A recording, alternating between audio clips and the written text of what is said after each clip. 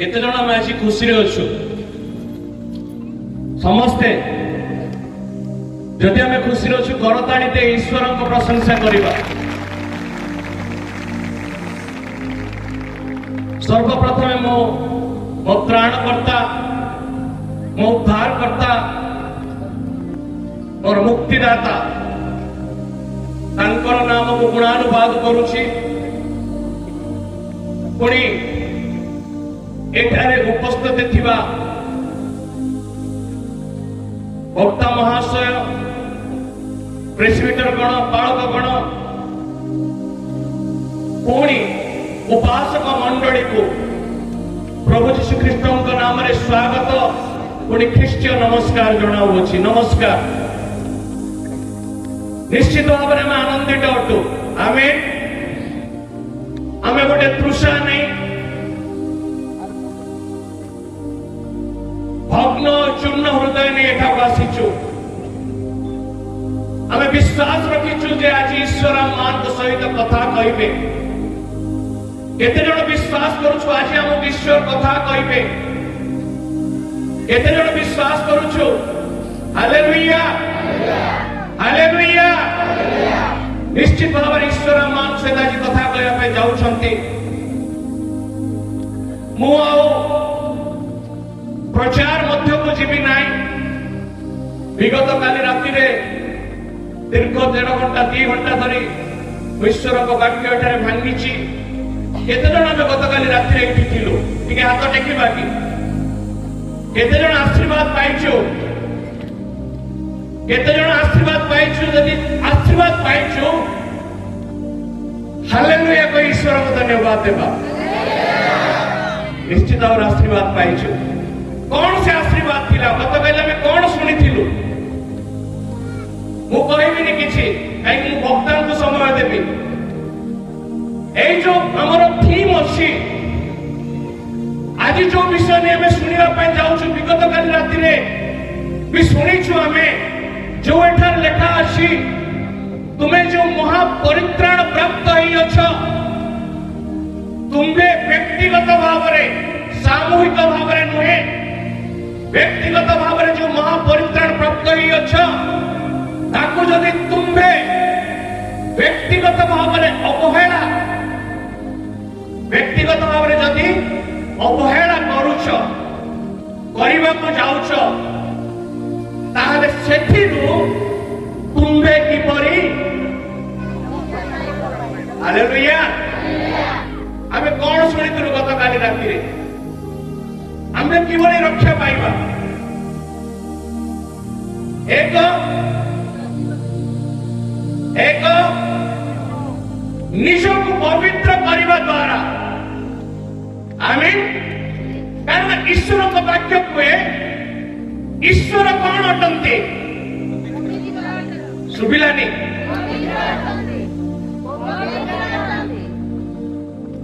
आमे हजार हजार संख्यार लोक बसिछु। मो ईश्वर आम्भ ईश्वर पवित्र अटंती मो ईश्वर पवित्र अटंती हालेलुया। मो ईश्वर पवित्र अटंती मु पवित्र हेबी मु पवित्र हेबी। द्वितीय कौन थिला मां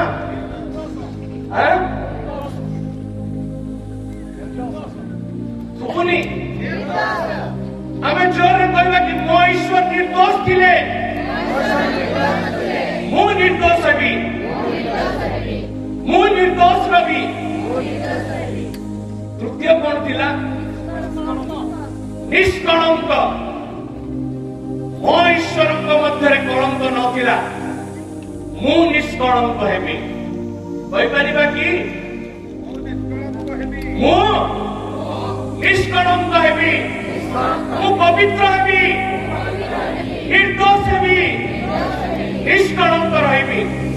कारण ईश्वर को वाक्य एक प्रकार कुहे मो सहित बाहर करिवे। प्रथम जोहन 2:6 टिके पढ़िबे कहि जने जल्दी।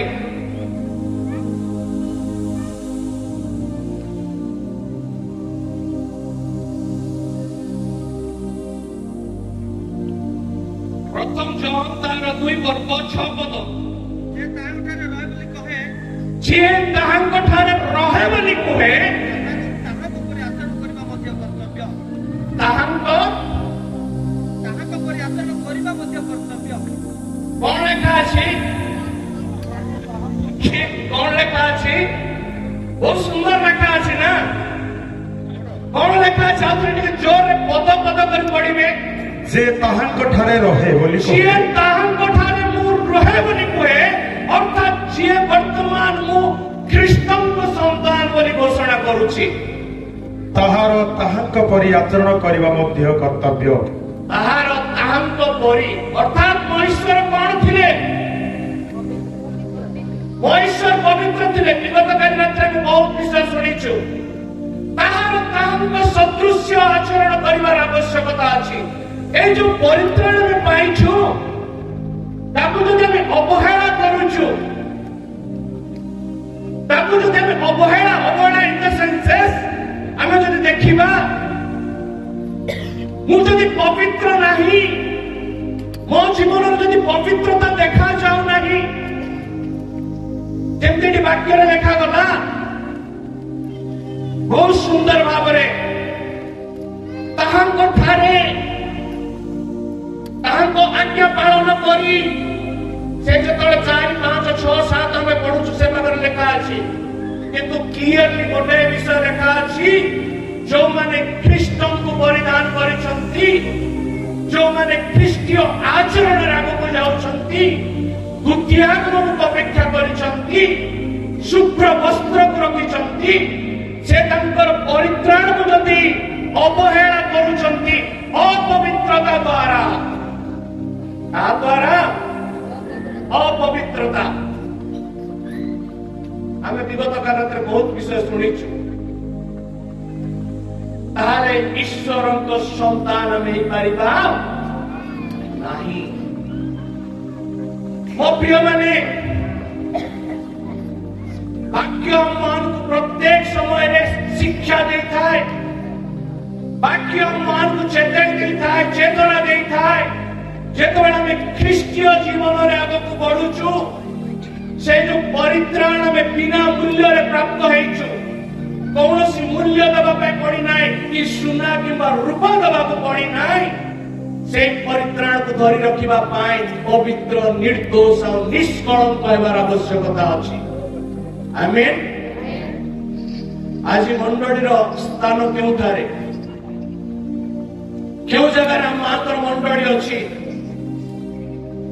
କଣ ଆଜି ମଣ୍ଡଳୀ ଭିତରେ ବିଭେଦତା ଦେଖାଯାଉଛି? କଣ ଆଜି ମଣ୍ଡଳୀ ଭିତରେ ବିଶୃଙ୍ଖଳା ଦେଖାଯାଉଛି? କଣ ଆଜି ମଣ୍ଡଳୀ ଭିତରେ ବ୍ୟଭିଚାର ଦେଖାଯାଉଛି?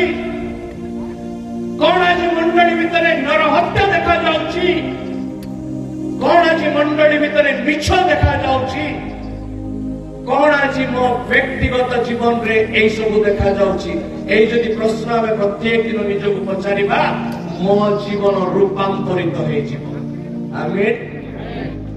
ମୁଁ ପରିବର୍ତ୍ତିତ ହେଇଯିବି। ମଣ୍ଡଳୀ ମଧ୍ୟରେ ବିଭେଦତା ରହିବ ନାହିଁ। ମଣ୍ଡଳୀ ମଧ୍ୟରେ କୌଣସି ପ୍ରକାର, ଅର୍ଥାତ୍ ମୋ ପରିବାର ମଧ୍ୟରେ ମଧ୍ୟ କୌଣସି ପ୍ରକାର ବିଷୟ ଏଇ ପ୍ରକାର ଯାହାକି ଖ୍ରୀଷ୍ଟଙ୍କୁ ଅପମାନ କଲା ସଦୃଶ୍ୟ, ଖ୍ରୀଷ୍ଟଙ୍କୁ ଦୂରରୁ, ମୋ ଠାରୁ ଦୂରକୁ ନେଇଯିବା ସଦୃଶ୍ୟ ରହିବ ନାହିଁ।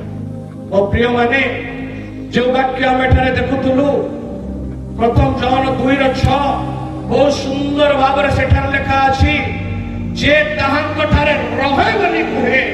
ଆଜି ଯୋଉ ଆମେ ଏଠାରେ ଶହ ଶହ ହଜାର ହଜାର ସଂଖ୍ୟା ଲୋକ ଏଠି ବସିଛୁ, ମୁଁ ଈଶ୍ୱରଙ୍କ ଠାରେ ରୁହେ ବୋଲି ଘୋଷଣା କରେ। କରୁଛନ୍ତି ତ? ଆମେ ଈଶ୍ୱରଙ୍କ ଠାରେ ଅଛୁ ବୋଲି ଘୋଷଣା କରୁଛୁ ତ?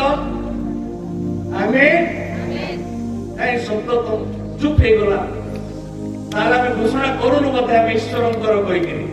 ଆମେ ଈଶ୍ୱରଙ୍କର ତ, ତାଙ୍କ କୃଷିୟ ରକ୍ତର ମୁଦ୍ରାଙ୍କନରେ ଆମେ ପରିଶୁଦ୍ଧ ହେଇଛୁ ତ? ସେଥିପାଇଁ ଏଠି ଲେଖା ଅଛି, ଯେ ତାହାଙ୍କ ଠାରେ ରହେ ବୋଲି କହେ। ଯେ ରହେ ବୋଲିକି ଲେଖା ଯାଇନି, କହେ ବୋଲି ଲେଖା ଯାଇଛି। ହାଲେଲୁୟା। ଆମେ କହୁଛୁ ପ୍ରତି ମୁହୂର୍ତ୍ତରେ, ପ୍ରତି ସମୟରେ, ଆମ ପ୍ରତିବାସୀକୁ ଦେଖିବା ସମୟରେ ଆମେ आमे घोषणा करिथाओ कि मु ईश्वरक संतान अटे किंतु एठारे लेखा अछि ताहार ताहांक परि आचरण करिबा मध्य यीशु पवित्र थिले मु कोन हेबी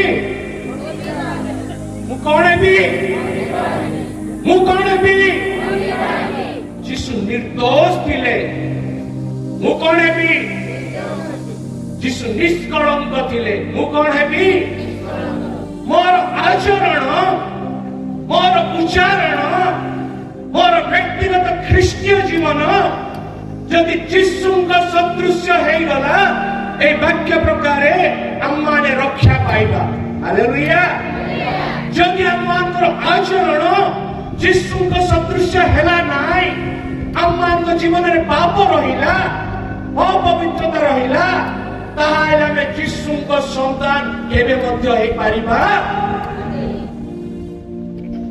मो पछे प्रभुଙ୍କ दास अछंती मो प्रभुଙ୍କ दासଙ୍କୁ समय देबा पई चाहिबी कारण आमे तांको आह्वान करिछु वक्ता भावरे प्रभु जो एनॉइंटिंग से चंती प्रभु जो गिफ्ट तांको देइछंती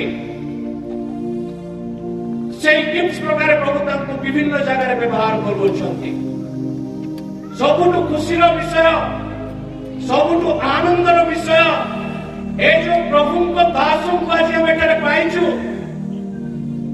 से जଣେ ଯୁବା ଅଟନ୍ତି ହାଲେଲୁୟା अनेक कार्य और तांको द्वारा प्रभु करिया पे चाहुचंती आमीन द्वितीय विषय ए जो प्रभुଙ୍କ दास मान को मध्य को आसीचंती ए कंदमाळ माटीर से स्वर्ग दास अटंती हालेलुया ए कंदमाळ माटीर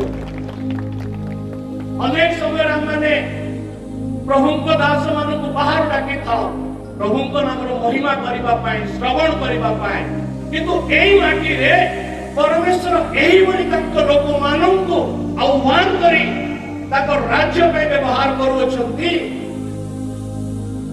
जान के आज ट्राइबल डायसिस पाई धन्य मने करूछ प्रेज द लॉर्ड मु गर्वित हमर जड़े पो हमर जड़े भाई आज हम मान को मध्य रे अछंती पुनी तांको ईश्वर व्यवहार करूछंती अत्यधिक कौन दूर जगह मध्य नुहे आमर एठार टीकावाली बोली गोटे जगह जानिछु आमे से टीकावाली रे तांकर घर राइट सर टीकावाली बोले गोटे जगह आमे जानिछु सेठी को प्रकार ताड़ना अछि को प्रकार ताड़ना थिला किंतु से जगह परमेश्वर तांको बाछि छथि वर्तमान से भुवनेश्वर जयदेव प्यार रे सेवा कार्य करूछंती मु अनुरोध करिबि जे तोरे तांको प्रभु एबे वर्तमान व्यवहार करबा पाई छिबे हमर प्रार्थना पूर्वक बसिबा पवित्र आत्मांकर से स्पर्श प्राप्त हेबा निमंते हममाने मागिबा तो एई समय मु काल विलंब न करी हममान को मध्य उपस्थित थिबा प्रभुଙ୍କ दास सर्विन भाई को प्रभु यीशु ख्रीष्टଙ୍କ नामरे ए डाइस को डाकुछि से आसीबे पुनी ईश्वर तांको जे प्रकार चालना दउछंती से प्रकार से ईश्वरଙ୍କ वाक्य का मान को मध्य रे भांगिबे हम समस्त करताल दे तांको स्वागत करी